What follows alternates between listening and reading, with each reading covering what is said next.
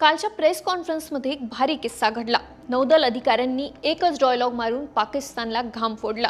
तो डायलॉग होता, This time, if Pakistan dare take any action and Pakistan knows it, what we are going to do.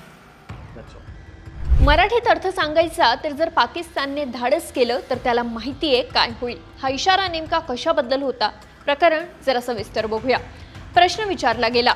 उत्तर देताना N Pramod यांनी स्पष्ट काही सांगितलं नाही, पण त्यांनी खूप कठोर इशारा दिला। मी तुमच्या कल्पनाशक्तीवर सोडतो, पण भारतीय नौदल समुद्रात तयार आहे आणि एकाच वाक्यात सांगायचं तर If Pakistan dare take any action and Pakistan knows it, what we are going to do.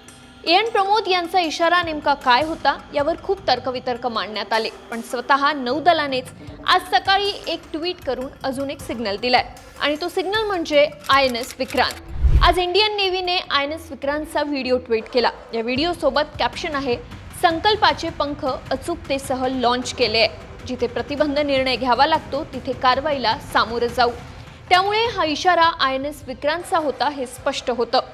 जर INS विक्रांत युद्धात उतरलं तर पाकिस्तानचं काय होईल याची कल्पनाही करता येऊ शकत नाही, कारण याआधी विक्रांत मैदानात उतरलं होतं तेव्हा पाकिस्तानचे 2 भाग करूनच थांबलं होतं। INS विक्रांत काय आहे आणि काय काय करू शकतं हे जाणून घेण्यासाठी हा व्हिडिओ शेवटपर्यंत बघा। Fully made in India, 1.25 lakh horse power एवढी याची ताकद आहे। 860 फूट हे लांब आहे आणि या शिपचं एकूण क्षेत्र 2.5 एकर एवढं आहे।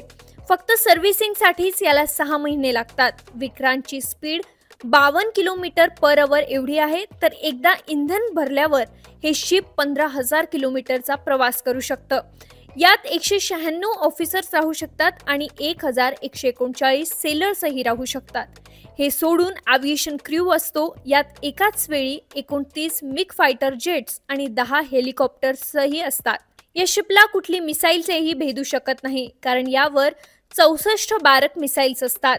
इस्रायल सोबत मिळून आपण एक डिफेन्स सिस्टीम बनवली आहे जी त्यांच्या आयर्न डोम सारखीच काम करते।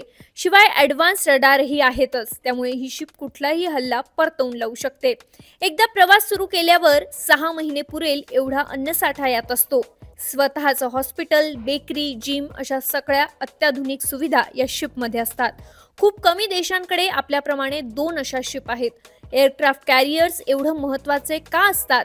कारण जर युद्ध कुठे लांब होत असेल तर एवढ्या लांब फायटर जेट उडवणं अवघड जातं।